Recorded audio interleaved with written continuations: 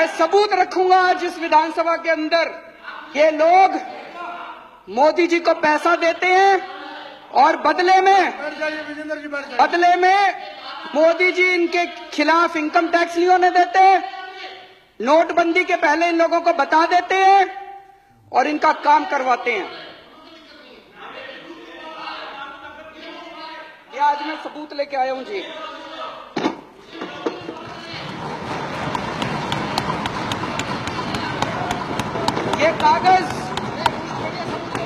ये कागज मेरे कागज नहीं है जी, ये इनकम टैक्स डिपार्टमेंट के कागज हैं। इनकम टैक्स डिपार्टमेंट ने 15 अक्टूबर 2013 को आदित्य बिड़ला ग्रुप के ऊपर रेड हुई। उस रेड में इनकम टैक्स डिपार्टमेंट में रेड होती है, वो वहां से सारे उनके कागज उठा के लाते हैं। वापस आने के बाद इनकम टैक्स डिपार्टमेंट अपनी एक रिपोर्ट बनाता है उन कागजों के आधार पे, जिसको अप्रेजल रिपोर्ट कहते हैं। ये अप्रेजल रिपोर्ट है इनकम टैक्स डिपार्टमेंट की उस रेड की। उस रेड में उनके अकाउंटेंट से पूछा इनकम टैक्स वालों ने, अकाउंटेंट का नाम कोई सक्सेना था। सक्सेना ने कहा जी मैं हवाला का पैसा लेके आता हूं, मेरे बॉस हैं उनका नाम शुभेंदु अमिताभ है, वो जिसको कहते हैं फिर मैं उनको पैसा जाके बांट देता हूं। शुभेंदु अमिताभ बिड़ला ग्रुप के ग्रुप एग्जीक्यूटिव प्रेसिडेंट थे। शुभेंदु अमिताभ के लैपटॉप, फोन, ब्लैकबेरी सब चेक किए गए तो उनके लैपटॉप से एक एंट्री मिली। ये एंट्री है 16 नवंबर 2012 की। इसमें लिखा हुआ है गुजरात सीएम 25 करोड़ रुपए। गुजरात सीएम के आगे 25 करोड़ रुपए, ब्रैकेट में लिखा है 12 डन, 12 दे दिए, रेस्ट क्वेश्चन मार्क। तो ये उसके बाद इनकम टैक्स डिपार्टमेंट ने अपनी एनालिसिस की है। ये उसकी एनालिसिस की कॉपी है।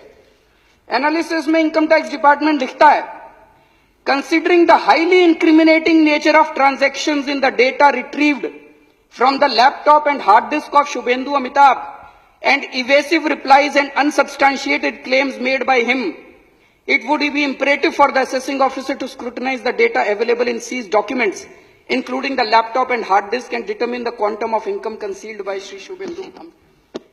Appraisal report उसके बाद असेसिंग ऑफिसर के पास जाती है और असेसिंग ऑफिसर फिर 2 साल लगा के उसकी इनकम का असेसमेंट करता है, ऑर्डर करता है। अक्टूबर 2013 में रेड हुई थी। उसके बाद 6 महीने बाद इनकी सरकार आ गई तो असेसिंग ऑफिसर की हिम्मत नहीं थी जो इसकी जांच कर सके। उसके बाद तो इसकी कोई जांच नहीं हुई उसके बाद। और अब ये केस को रफा दफा करने की कोशिश की जा रही है। सेटलमेंट कमीशन में इस केस को भेज दिया और बहुत जल्दी ये केस खत्म होने वाला है। इस केस को रफा दफा करने की कोशिश की जा रही है। एक और बड़ी मजे की बात है, इसी रिपोर्ट के अंदर बिड़ला ग्रुप के जो पेंडिंग प्रोजेक्ट हैं गुजरात सरकार में, उनकी लिस्ट दी हुई है। इससे शक पैदा होता है कि आप ये पैसे ये काम करवाने के लिए दिए गए थे क्या। इसमें लिखा है, levy of stamp duty matter has been taken up at the principal secretary level and through the honourable chief minister's office, deputy collector stamp has been instructed from Gandhinagar not to initiate any action. मतलब कि मुख्यमंत्री दफ्तर, गुजरात के मुख्यमंत्री दफ्तर ने stamp duty ना लेने के आदेश दे दिए हैं। इनको गैस की जरूरत थी तो इसमें लिखा है गैस के लिए भी बात हो गई है।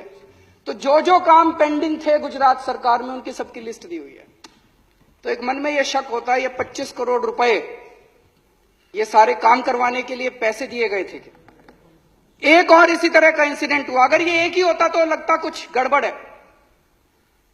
22 नवंबर 2014 को सहारा के यहां रेड हुई। एक कमरे से 130 करोड़ से ज्यादा का कैश मिला।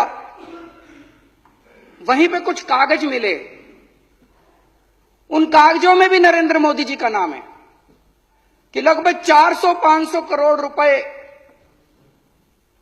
देने की बात है उन कागजों के अंदर।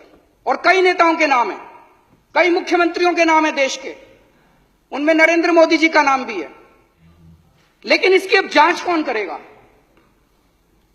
भारत के इतिहास में शायद आजादी के बाद पहली बार ऐसा हुआ है कि किसी प्रधानमंत्री का काला धन का जो खाता, बही खाता, हर बड़ा जो भी बड़ा उद्योगपति, खरबपति होता है, उसका एक नंबर का खाता होता है और एक काले धन का खाता होता है। इतने करोड़ों का पैसा ऐसे ही थोड़ी दे देते हैं।